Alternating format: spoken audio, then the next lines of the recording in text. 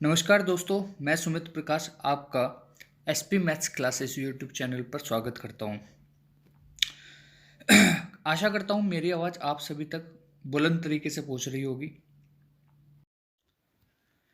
दोस्तों, आज का सेशन आप सभी के लिए बहुत इम्पोर्टेंट होने वाला है क्योंकि आज हम करेंगे ज्योमेट्री के बहुत इम्पोर्टेंट कॉन्सेप्ट्स, जिन कॉन्सेप्ट्स को लेकर टीसीएस लगातार पिछले 2 सालों से क्वेश्चन पूछ रही है और देखा जाए तो हर शिफ्ट में लगभग एक दो क्वेश्चन रिपीटेडली इन कॉन्सेप्ट्स के ऊपर मिलेगा। तो शुरू करते हैं पहले कॉन्सेप्ट से। पहला कॉन्सेप्ट कहता है percentage change in area of A 2D figure. मतलब आपको एक 2D फिगर दी है। लेट्स से हमारे पास एक रेक्टेंगल है जिसकी लेंथ L है और उसकी ब्रेथ B है। ठीक, क्वेश्चन ये बोलता है कि यदि इसकी लेंथ में x परसेंटेज का चेंज आता है, हो सकता है वो परसेंटेज बढ़ गई हो या हो सकता है उसकी लेंथ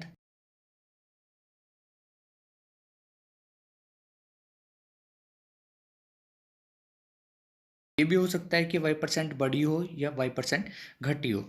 तो क्वेश्चन बोलता है कि उसके एरिया में नेट परसेंटेज का चेंज कितना आएगा।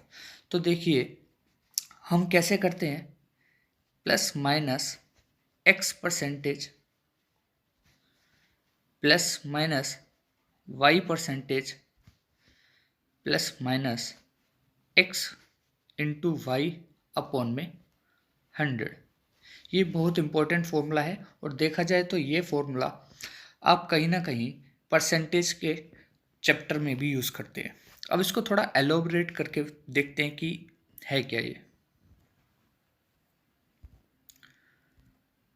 ठीक, तो लेट्स से हमारे पास एक रेक्टेंगल है जिसकी लेंथ L है और वो x परसेंटेज से इंक्रीज करती है और ब्रेथ y परसेंटेज से इंक्रीज करती है। तो आपका जो एरिया होगा वो एरिया का जो परसेंटेज चेंज आएगा वो x percentage plus y percentage plus x into y upon में 100। तो ये नेट परसेंटेज का चेंज आपके एरिया में देखने को मिलेगा। ये कब, जब L एंड B दोनों ही इंक्रीज करते हैं, उनकी लेंथ और उनकी ब्रेथ दोनों ही x और y परसेंट से इंक्रीज करती है। हो सकता है कि दोनों x और y परसेंट से डिक्रीज करे, तो उस केस में एरिया जो होगा minus x minus y plus minus x into minus y upon में 100। तो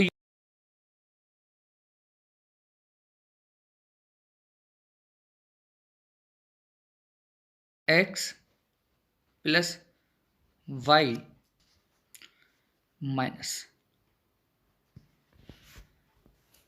ठीक, इस कॉन्सेप्ट के ऊपर अब एक क्वेश्चन करते हैं। देखिए ये क्वेश्चन सीजन 19 में आया था। क्वेश्चन ये कह रहा है if the length of a rectangle increase by 40%, तो L 40% इंक्रीज की और ब्रेथ डिक्रीज करती है 20%, तो B 20% से घट जाती है। Then the area of a rectangle increases by x%, then find the value of x। तो एरिया कुछ बढ़ता है, तो देखिए एरिया का जो नेट परसेंटेज चेंज आएगा, A 40% इंक्रीज की तो प्लस में लिख लिया, B डिक्रीज किया तो माइनस में लिख लिया। प्लस विथ साइन आप लिखोगे तो सबसे पहले L 40% प्लस में, ब्रेथ डिक्रीज की तो -20 अपॉन में 100। तो देखिए 40 माइनस 20 20 माइनस ये 0 से 0 कैंसिल आउट 8, तो नेट परसेंटेज का चेंज 12%। Option D correct. अच्छा, इस क्वेश्चन को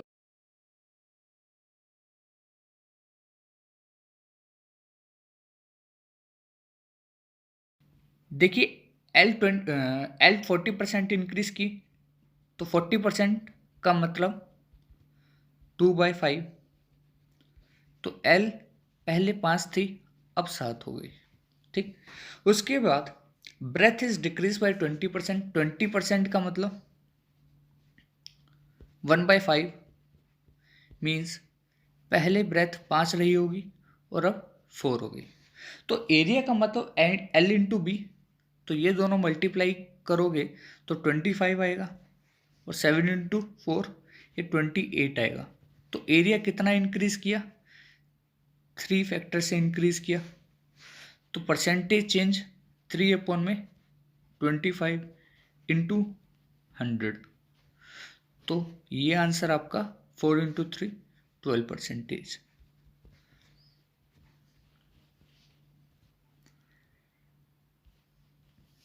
देखिए, अब चलते हैं अपने सेकंड कॉन्सेप्ट के ऊपर। सेकंड कॉन्सेप्ट आपने 9th क्लास और 10th क्लास में भी पढ़ा होगा, बेसिक प्रोपोर्शनलिटी थ्योरम। देखो ये थ्योरम क्या कहती है कि एक ट्राइंगल आपके पास है ए बी सी, इसमें एक लाइन लेट्स से डी और ई इस तरह से बनाई जाती है कि D E is parallel to B C. तो इसका रिजल्ट आता है यदि डी ई बी सी के पैरेलल है तो यहां से triangle A D E and triangle A B C, ये दोनों ट्राइंगल आपस में सिमिलर।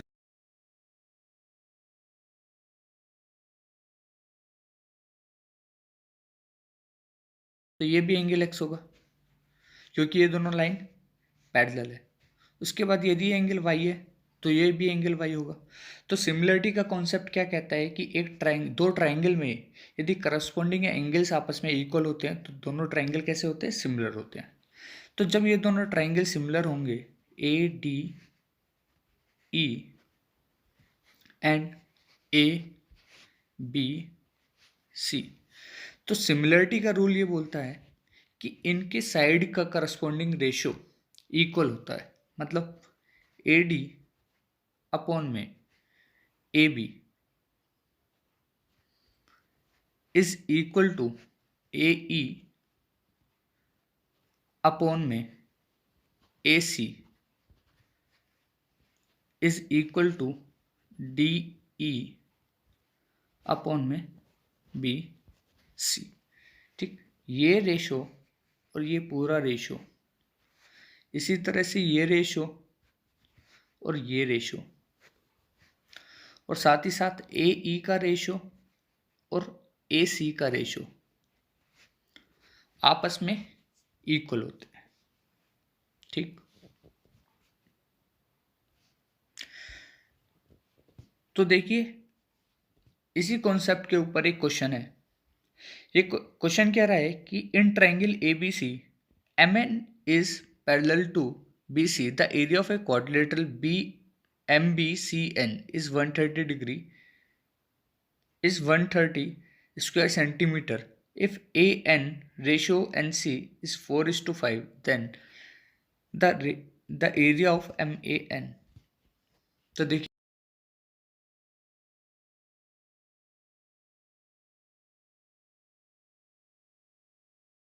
उसके बाद जो रेशो दिया हुआ है AN और NC का, वो रेशो है 4:5 का। देखिए जब भी इस तरह का क्वेश्चन आए तो अक्सर गलती बच्चे क्या करते हैं, देख लीजिए हम इस क्वेश्चन को ऐसे करेंगे कि सबसे पहले AN रेशो AC लिखेंगे। वो रेशो होगा 4/5 + 4 9 का। ठीक है जी। एक रिजल्ट और होता है, वो रिजल्ट ये है यदि area of A M N upon area of A B C, ये दोनों का एरिया का रेशो देखा जाए तो ये रेशो इनकी करस्पॉन्डिंग साइड के स्क्वायर के रेशो के बराबर होता है। मतलब ए एन का स्क्वायर अपॉन में ए सी का स्क्वायर। ठीक है जी। तो ये रिजल्ट भी याद रखना। क्वेश्चन को आगे प्रोसीड करते हैं।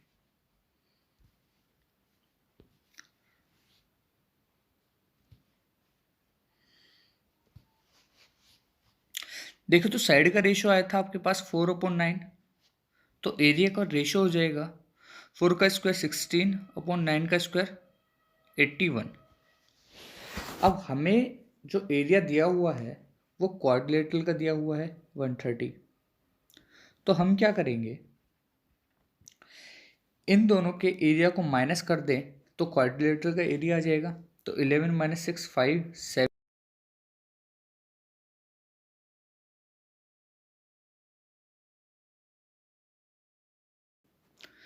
तो आपसे पूछा है ट्रायंगल MAN का क्षेत्रफल ज्ञात कीजिए। ये MAN का क्षेत्रफल मतलब 16 को करस्पॉन्ड कर रहा है। तो आपको 16 की वैल्यू निकालनी है, तो 16 × 2 = 32। तो MAN का area 32 centimetre square.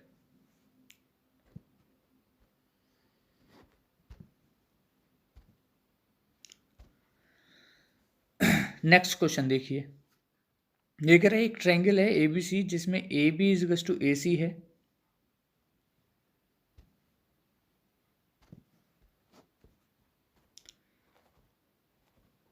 ABC AB = AC।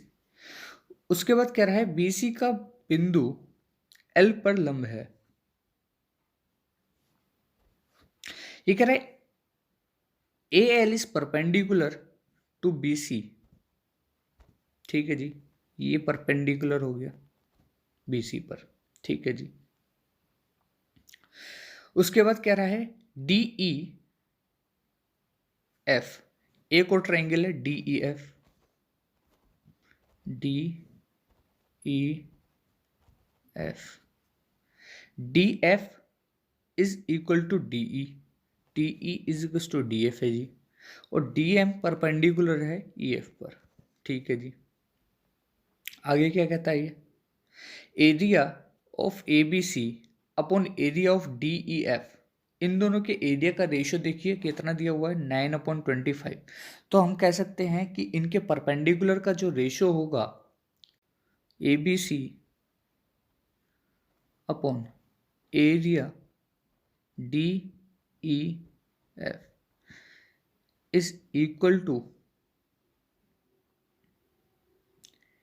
AL upon में DM। ठीक, और ये रेशियो दिया हुआ है आपको का स्क्वायर अपॉन 25। ठीक,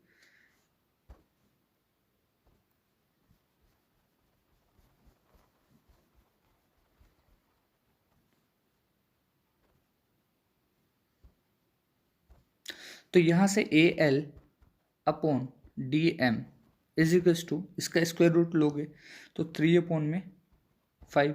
क्वेश्चन क्या रहा है, DM + AL, DM + AL ये होता है, ये हो जाएगा आपका 5 + 3 8 अपॉन DM - AL 5 - 3 2। तो रेशियो आया 4:1। तो इसका मान हो जाएगा ऑप्शन नंबर बी। ठीक,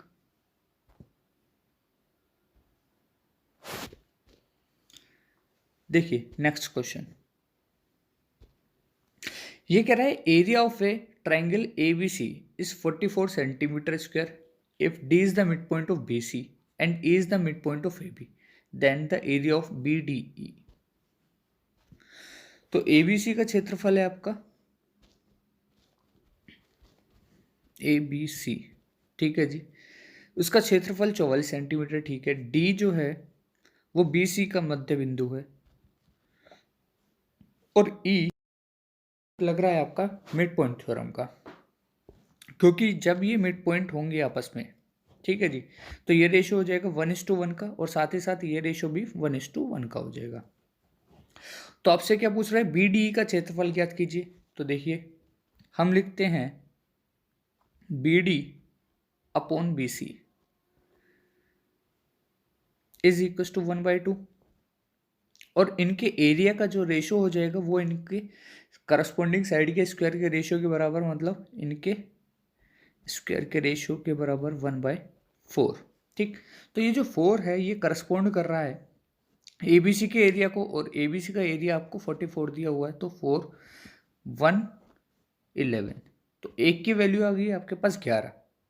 तो यहाँ देखो तो ये एक की वैल्यू किसको करस्पॉन्ड कर रही है, ये बी डी ई के एरिया को करस्पॉन्ड कर रही है, तो मतलब बी डी ई का एरिया आ जाएगा आपका 11 सेंटीमीटर स्क्वायर।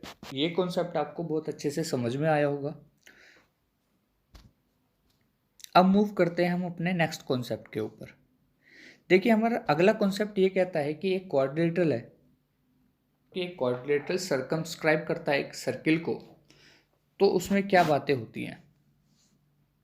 देखो इस कॉन्सेप्ट को मैं थोड़ा समझा दूं, तो यहाँ पर देखिए ये 4 टेंजेंट मिलती हैं जी। ठीक है, एक टेंजेंट आपकी लेट्स से ये ए बी सी डी, एक टेंजेंट आपकी ए बी, एक टेंजेंट बी सी, एक टेंजेंट सी डी और एक टेंजेंट डी ए। लेंथ आपस में इक्वल होती है। ठीक, तो यहाँ से इसको लेट से मान लेते हैं ये P है, ये Q है, ये R है और ये S है। तो हम बोल सकते हैं कि AP की वैल्यू AS के बराबर, यदि ये मैं X मान लेता हूँ, सिमिलरली ये BP की वैल्यू BQ के बराबर, इसको आप Y मान लेते हैं। इसी तरह से QC की वैल्यू CR के बराबर, इसको आप कुछ Z मान लो।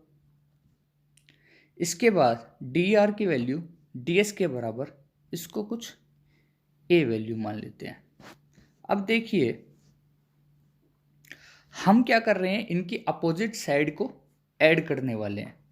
तो ऐड करते हैं A B plus D C को, तो A B plus D C, तो ये वैल्यू निकल के आती है X plus Y plus Z plus A, X plus Y plus Z plus A. उसके बाद जो बाकी दो अपोजिट साइड है उसको और ऐड करते हैं।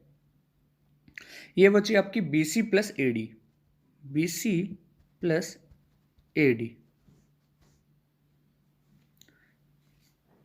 तो इसको ऐड करोगे तो ये भी वैल्यू कितनी आएगी, y plus Z plus X plus A, X plus Y plus Z plus A. तो देखिए कॉन्सेप्ट ये होता है कि जब भी कोई क्वाड्रिलेटरल सर्किल को सर्कमस्क्राइब करता है तो उसकी अपोजिट साइड का जो एडिशन है वो बराबर होते हैं। इसी के ऊपर सीजल 19 में कुछ क्वेश्चंस आए थे। ये कुछ आपका क्वाड्रिलेटरल है ए बी सी डी, और ये सर्किल के चारों ओर खींचा गया। ठीक है, अब कह रहा है ए बी की वैल्यू 8 सेंटीमीटर, बी सी की वैल्यू 7 सेंटीमीटर, सी डी की वैल्यू 6 सेंटीमीटर। तो आपसे पूछा था ए डी की वैल्यू ज्ञात कीजिए, तो मान लिया ए डी की वैल्यू x, और अभी हमने कॉन्सेप्ट सीखा कि अपोजिट साइड का सम बराबर होता है, तो मतलब A B plus D C की वैल्यू 8 प्लस 6 बराबर B C plus A D मतलब 7 प्लस एक्स। तो ये वैल्यू आती है आपकी x इज इक्वल्स टू 7। ठीक है जी, आशा करता हूँ ये कॉन्सेप्ट भी आपको काफ़ी अच्छे से समझ में आया होगा। देखिए नेक्स्ट मूव करते हैं अपने अगले कॉन्सेप्ट के ऊपर। देखो कॉन्सेप्ट क्या है ये, कि आपके पास एक साइक्लिक क्वाड्रिलेटरल है, और जब साइक्लिक क्वाड्रिलेटरल को कोई एक डायगोनल किसी दूसरे डायगोनल को बाइसेक्ट करता है, लेट्स से आपके पास ए बी सी और डी, ये एक साइक्लिक क्वाड्रिलेटरल है, और diagonal A C bisects D B. ठीक है जी, ये डी बी को बाइसेक्ट करता है, तो मतलब ये लेंथ और ये लेंथ आपस में इक्वल होगी। देखो इस कॉन्सेप्ट के ऊपर पिछले 2 सालों से लगातार क्वेश्चंस आ रहे हैं। बहुत ही इंपॉर्टेंट कॉन्सेप्ट है और बहुत ही यूनिक कॉन्सेप्ट है। ये हर जगह कॉन्सेप्ट आपको देखने को नहीं मिलेगा। इसमें क्या होता है, मतलब A D multiply C D, ये बराबर होता है बी ओ के एडजेसेंट जो दो साइड है उन दोनों के प्रोडक्ट के बराबर। ये होता है आपका C B multiply A B. देखिए ये कॉन्सेप्ट कैसे आता है, जब मैं इसके अराउंड एक सर्किल बना देता हूँ। देखिए ये साइक्लिक क्वाड्रिलेट, तो इसके ये चारों वर्टेक्स सर्किल को टच कर रहे होंगे, तो यहाँ से पता चलता है कि आपका ए डी कोड है वो यहाँ पे कुछ एंगल x बनाएगी और साथ ही साथ एंगल x यहाँ भी बनाएगी। इसी तरह से जो कोड बी सी है वो एंगल y लेट से यहाँ बनाती है, तो एंगल y यहाँ बनाएगी। तो आप देख रहे हो ए ओ बी और सी ओ डी ये दोनों आपस में सिमिलर होंगे, साथ ही साथ ए ओ डी और बी ओ सी भी आपस में सिमिलर होंगे। तो इन सिमिलरिटी का यूज़ करके हम ये एक रिजल्ट निकालते हैं। ठीक है, तो बेसिकली ये दो अपोजिट जो ट्राइंगल है आपस में सिमिलर होंगे और उधर से आप सिमिलरिटी का यूज़ करके एक रिजल्ट निकालते हो, A D multiply C D is equal to C B multiply A C. देखिए इसके ऊपर क्या क्वेश्चन आया था और कैसे सोल्व करना था।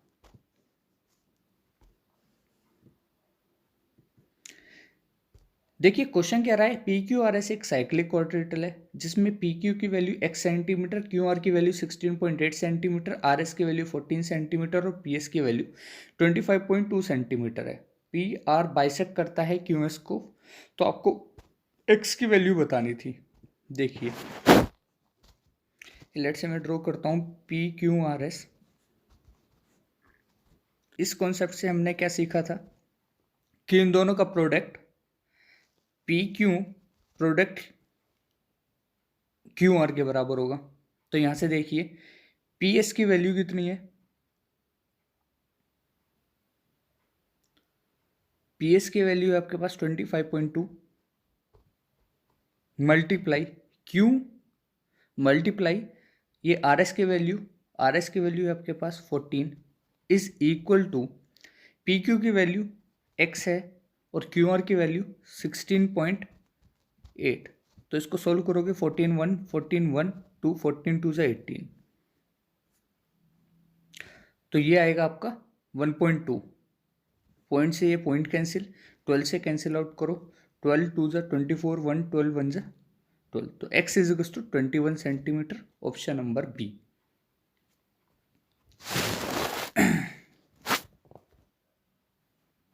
हम अपने आज के सेशन को यहीं समाप्त करते हैं। आज हमने 4 कॉन्सेप्ट सीखे ज्योमेट्री के ऊपर और वो 4 कॉन्सेप्ट बहुत ही ज़्यादा इम्पोर्टेंट थे। आगे आने वाले सीजीएल 2020 को नज़र में रखते हुए काफ़ी इम्पोर्टेंट कॉन्सेप्ट्स थे और आशा करता हूँ आपको यदि ये वीडियो पसंद आया होगा तो प्लीज़ इसको शेयर करना, सब्सक्राइब करना चैनल को। धन्यवाद।